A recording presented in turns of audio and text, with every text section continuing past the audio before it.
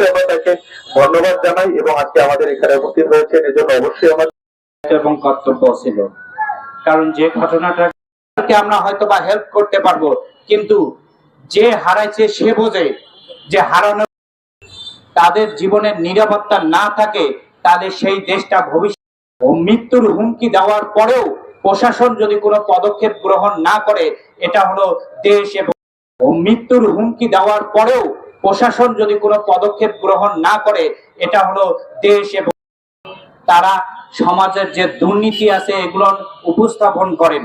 তারা যেহেতু আমি আমার বক্তব্য এখানে শেষ করছি, ধন্যবাদ।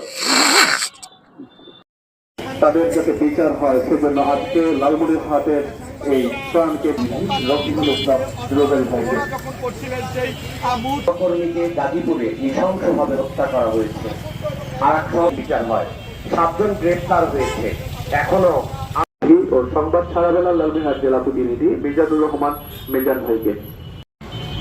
আজকের এই মানববন্ধনে লালমনিরহাট জেলার সে একটি দোকানে গিয়ে আশ্রয় নেয়, সেখানেও কিন্তু সন্ত্রাসীরা গিয়ে তাকে নির্মমভাবে, আমি সংবাদ মাধ্যমে দেখলাম যে 5 জন কিন্তু ইতিমধ্যে গ্রেফতার হয়েছে। 20 জনকে তো আসামি করার প্রয়োজন নাই, যেহেতু সিসি ফুটেজ আছে এখানে। সিসি ফুটেজ বলবে যে পুলিশ অফিসার তারা আছে, ওই যে উনি কিন্তু আওয়ামী লীগের দোষর ছিল।